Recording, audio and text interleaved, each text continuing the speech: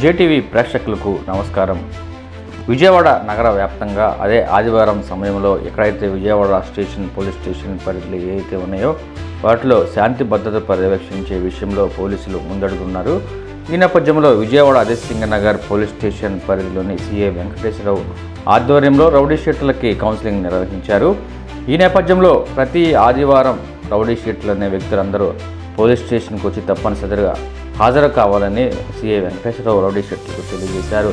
అయితే ప్రతి ఒక్కరూ సత్ప్రవర్తన కలిగి మెరగాలని, అనవసరమైన విషయాల్లో తగాదాల్లో వెళ్ళి జీవితాలని చిన్నవెందరం చేసుకోవద్దని సందర్భంగా సీఏ వెంకటేశ్వరరావు తెలియజేసిన విషయాలైతే రౌడీ షీటర్లలో కొంతవరకు మార్పు తీసుకొచ్చే అవకాశం అయితే పూర్తి స్థాయిలో కనపడుతుంది. అయితే సింగనగర్, వాంబే కాలనీ పరిసర ప్రాంతాలు, లోనా సెంటర్లో, డాబాకొట్లు పరిసర ప్రాంతాల్లో ఎవరైతే ఉన్నారో రాజరాజేశ్వరపేట, అదేవిధంగా ఈ ప్రాంతాల్లో ఉన్న రౌడీ షీటర్లకు ప్రత్యేకమైన కౌన్సిలింగ్ కూడా ఏర్పాటు చేస్తున్నట్లు తెలియజేశారు. అదేవిధంగా రౌడీ షీటర్లను శాంతియుతంగా పోలీస్ స్టేషన్ పరిసర ప్రాంతాల్లో శాంతి భద్రతకు విఘాతం కలగకుండా పటిష్టమైన చర్యలు కూడా తీసుకున్నామనే సందర్భంగా సీఏ తెలియజేశారు.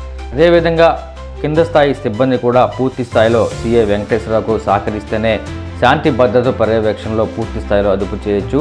వాంబే కాలనీ, రాజరాజేశ్వరపేట, సింగనగర్, లోనా సెంటర్, గంగన్నమ్మ గుడి ప్రాంతాలు ఏవైతే ఉన్నాయో నిత్యం విద్యార్థులు కానీ మహిళలు కానీ ఎక్కువగా ఈ ప్రాంతం నుండి ఇతర ప్రాంతాలకు చదువు నిమిత్తం కానీ ఉద్యోగాల నిమిత్తం కానీ వెళ్తూ ఉంటారు.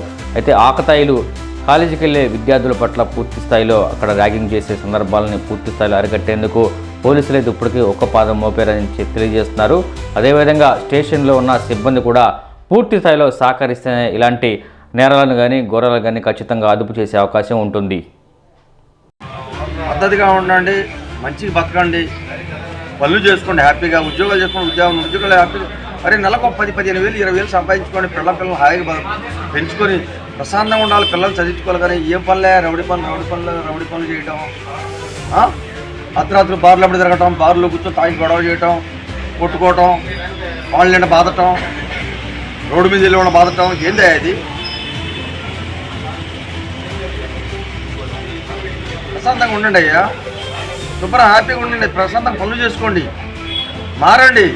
ఎన్నిసార్లు చెప్పండి నేను మారండి అని చెప్పి? మీరు మారితే ప్రశాంతంగా మీ కుటుంబాలు బాగుంటాయి, పిల్లలు బాగుంటారు. పెళ్ళైన వాళ్ళకి, పెళ్లి కాని వాళ్ళ పిల్లలకి శుభ్రంగా అమ్మాయిని ఇస్తారు ఎవరన్నా, మంచిగా వాడు బాగున్నాడరా అని చెప్పి. ఇలా అయితే అలానే మీరు